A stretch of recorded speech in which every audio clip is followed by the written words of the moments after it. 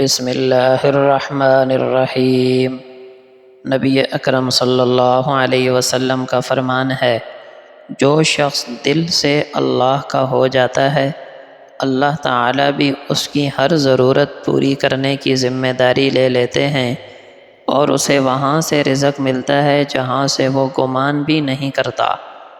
اور جو شخص دل سے دنیا کا ہو جائے تو اللہ تعالیٰ بھی اسے دنیا ہی کے حوالے کر دیتے ہیں۔ محترم دوستو، جو انسان سچا مومن بن کر دل سے اللہ پر بھروسہ کرتا ہے تو اللہ پاک پھر اس کے کاموں کے لیے کافی ہو جاتے ہیں اور اسے وہاں سے رزق دیتے ہیں جہاں سے وہ کبھی توقع بھی نہیں کرتا۔ لیکن جو شخص دنیا کی فکر میں لگ جائے، ہر وقت دنیا ہی سر پر سوار ہو، ہر وقت دنیاوی فائدہ، شہرت اور مال و دولت کی دوڑ میں رہے، اللہ تعالیٰ بھی اسے انہی چیزوں کے حوالے کر دیتے ہیں۔ پھر وہ تھک جاتا ہے لیکن سکون پھر بھی نہیں ملتا۔ صحیح مسلم کی روایت ہے، نبی اکرم صلی اللہ علیہ وسلم نے فرمایا، بے شک بندے کی دعا قبول ہوتی رہتی ہے جب تک وہ کسی گناہ یا رشتہ داروں کے ساتھ بدسلوکی کی دعا نہ کرے، اور جب تک وہ جلدی نہ کرے۔ صحابہ نے پوچھا، یا رسول اللہ، جلدی کرنے کا کیا مطلب ہے؟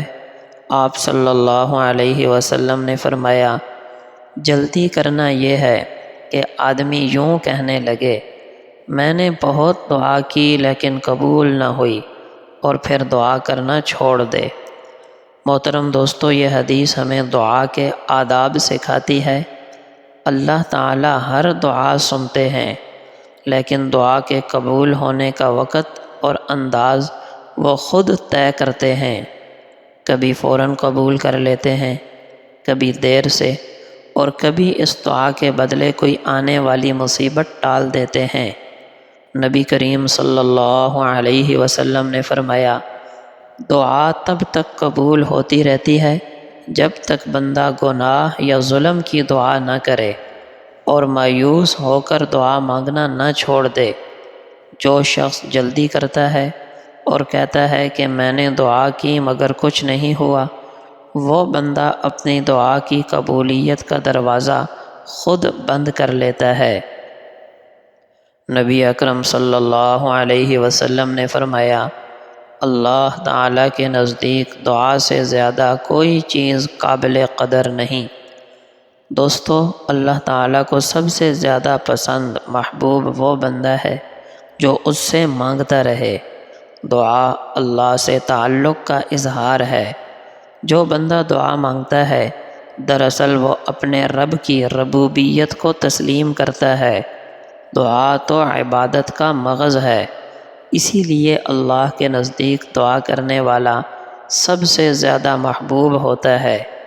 نبی اکرم صلی اللہ علیہ وسلم کا پاک فرمان ہے، دعا ہر چیز پر اثر رکھتی ہے، ایسی مصیبت پر بھی جو نازل ہو چکی ہے اور اس پر بھی جو ابھی نازل نہیں ہوئی۔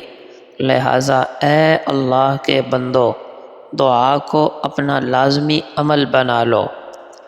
دوستو، دعا ایسی طاقت ہے جو آنے والی مصیبت کو جو ابھی آئی نہیں اس کو بھی روک سکتی ہے، اور وہ مصیبت جو آ چکی اس کو بھی دور کر سکتی ہے۔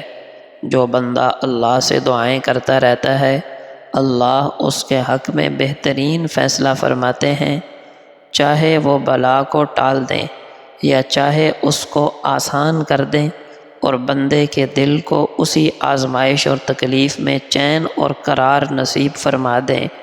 دعا کبھی رائیگاں نہیں جاتی۔